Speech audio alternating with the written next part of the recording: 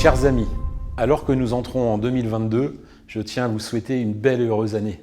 Malheureusement, comme l'année dernière, nous avons dû annuler les 5 cérémonies de vœux dans nos 5 communes déléguées. Face au virus, nous voulons préserver nos familles, nos anciens, nos enfants et permettre à nos commerces et à nos entreprises de poursuivre leurs activités. Nous voulons faire en sorte que la vaccination soit la plus massive possible. Merci vraiment à tous les bénévoles, à tous les professionnels, aux pompiers, à la protection civile qui sont engagés au centre de vaccination. En 2022, nous continuerons d'œuvrer pour vous protéger et pour nous développer. La santé est un bien précieux, probablement le plus précieux. Nous avons la chance de disposer chez nous de médecins généralistes en nombre et d'un hôpital où chaque année près de 11 000 personnes se rendent. En ce moment, vous l'avez vu, les hôpitaux de France souffrent et manquent de médecins.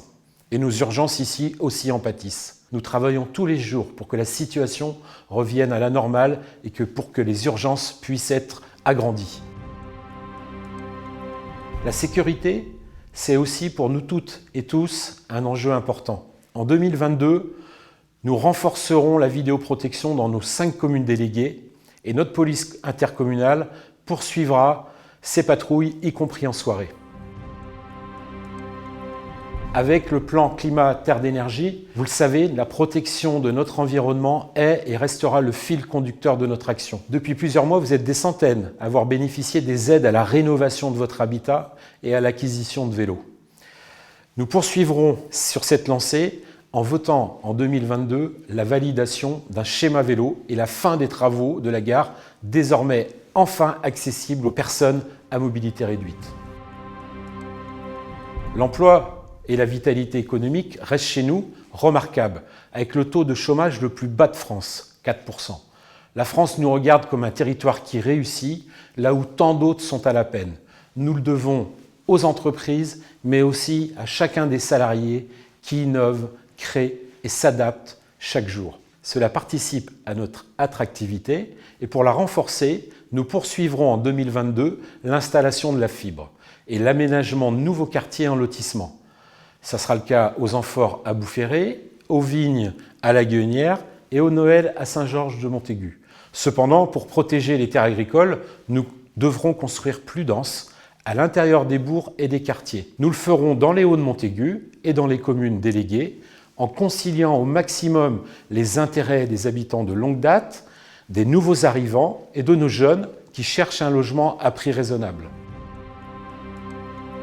La culture et les loisirs nous offrent en ce moment des respirations bienvenues.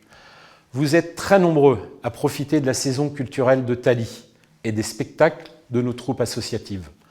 En 2022, nous lancerons avec notre partenaire privé notre nouveau cinéma de 6 salles. Vous avez aussi été nombreux à revenir vers les clubs sportifs et les activités associatives.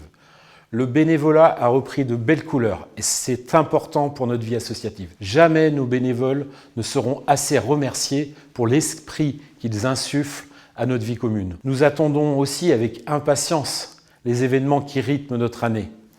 C'est le Printemps du Livre qui, en 2022, aura lieu en centre-ville, mais nous attendons aussi le Mondial qui bénéficiera des nouvelles installations sportives à Saint-Hilaire. Ça sera le cas aussi avec l'autocross, les trails, les tournois internationaux de futsal et de basket. Ce virus nous a montré depuis près de 2 ans que l'humanité reste vulnérable. Il pousse les scientifiques et toutes les organisations humaines à s'adapter. Ce virus nous met à l'épreuve, mais il ne fait aucun doute que nous le vaincrons. Nous abordons 2022 avec confiance. À vous tous, je vous souhaite, mes chers amis, une excellente année 2022.